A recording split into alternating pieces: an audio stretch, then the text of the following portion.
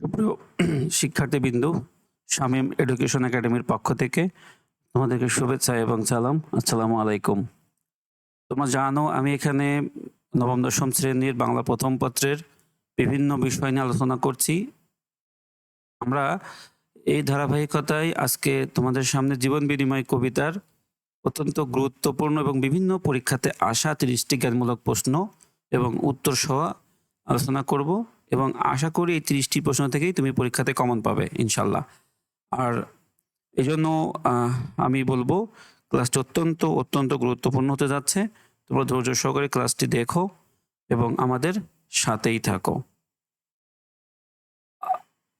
আমরা এখানে প্রথম যে প্রশ্নটা সেটা দেখতে পাচ্ছি যে জীবন বিনিময় কবিতাটি কে লিখেছেন। জীবন বিনিময় কবিতা লিখেছেন কবি গোলাম মোস্তফা। এইটা মূলত জ্ঞানমূলক যেমন গুরুত্বপূর্ণ, পাশাপাশি তোমাদের বহু নির্বাচনী প্রশ্নটাও কিন্তু গুরুত্বপূর্ণ। তো এর জন্য দুটোই কাজে দেবে একসাথে। আর 2 নম্বর হচ্ছে কবিতাটি কবি গোলাম মোস্তফার কোন কাব্য গ্রন্থ থেকে সংকলিত, মানে নেওয়া হয়েছে এক কথায়, বুলবুলিস্তান কাব্য গ্রন্থ থেকে। 3 নম্বর জীবন বিনিময় কবিতায় কোন বাদশার কথা বলা হয়েছে, মুঘল সম্রাট বাবরের কথা বলা হয়েছে।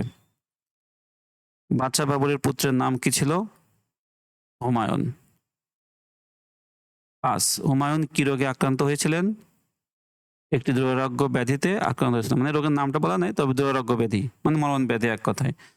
আচ্ছা, এখানে এই যে প্রশ্নগুলা তোমরা দেখছো, তবে এর আগে তোমাদের উচিত হবে আগে যে দুটো ক্লাস দেওয়া আছে, অর্থাৎ এই পুরা কবিতাটার কাহিনী এবং পুরা কবিতাটার ব্যাখ্যা বিশ্লেষণ, তুমি যদি ওটা দেখো তাহলে তোমার এটা বুঝতে সুবিধা হবে এবং অ্যান্সার করতে সুবিধা হবে। এই জন্য এইটা দেখার আগে তোমরা আগের দুটো ক্লাস দেখে আসো, তাহলে এটা সুবিধা হবে বুঝতে। ওকে। আর যদি তুমি নতুন হয়ে থাকো আমাদের চ্যানেলে, তাহলে অবশ্যই এটা সাবস্ক্রাইব করো, লাইক কমেন্ট শেয়ার দিয়ে পাশে থেকো। তো আমরা পরবর্তীটা দেখি। 6 নম্বর, কবিতায় কার নীরবতাকে নিষ্ঠুর বলেছেন, চিকিৎসকদের নীরবতাকে।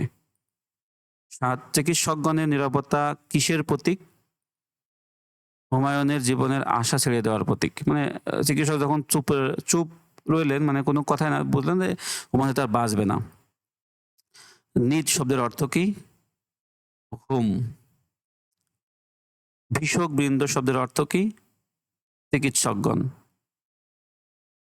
বাদশাহজাদা কাকে বলা হয়েছে, বাদশাহজাদা বলা হয়েছে সম্রাট বাবরের পুত্র হুমায়ুনকে। এটা কিন্তু পরীক্ষাতে আসে, মানে বাচ্চার পুত্র এক কথায়। পরবর্তী প্রশ্ন, বাবরের হৃদয়ে কিসের মতো বেদনা বিঁধল, ছেলের মতো। ছেল সম শব্দের অর্থ কি, ছেলের মতো বা তীক্ষ্ণ অস্ত্রের মতো, মানে অস্ত্রের মতো আর কি, যেটা যে অস্ত্র খুব ধারালো।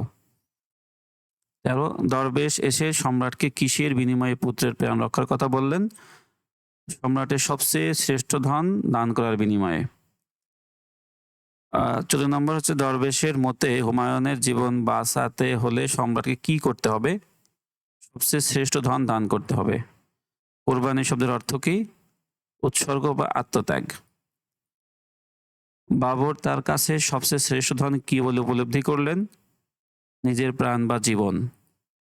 বাবর কিভাবে পুত্রের জীবন ভিক্ষা চাইলেন, নিজের জীবনের বিনিময়ে। আস্ত রবি শব্দের অর্থ কি, অস্তগামী সূর্য, মানে যে সূর্যটা আস্তে আস্তে ডুবে যায়। সুপ্তিগমন শব্দের অর্থ কি, ঘুমে অচেতন বা গভীর ঘুমে থাকা।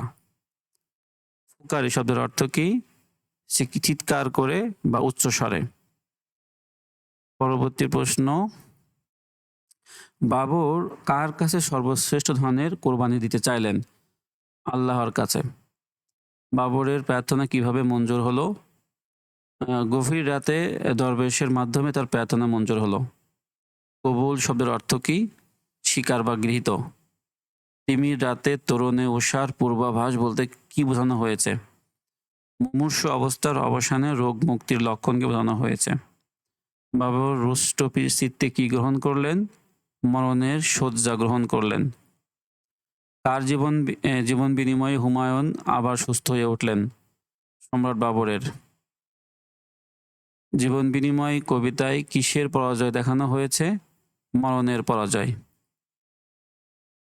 এই কবিতায় কিসের অমরত্বর কথা বলা হয়েছে?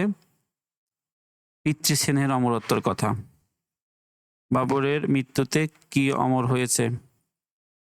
পিতৃস্নেহ। বিনিময় শব্দের সাধারণ অর্থ কি? বদল বা অদল বদল।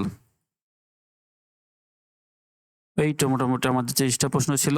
তো তোমরা যদি এই প্রশ্নটার পিডিএফ আকারে পেতে চাও পুরাটা, তাহলে আমাদের এই ওয়েবসাইটে যাও, studypointall.com। এখানে গেলে এটার পুরাটা পেয়ে যাবে। আর তুমি যদি আমাদের চ্যানেলে নতুন হয়ে থাকো তাহলে অবশ্যই সাবস্ক্রাইব করো, লাইক করো, কমেন্ট করো, বন্ধুদের সাথে শেয়ার করো। ধন্যবাদ।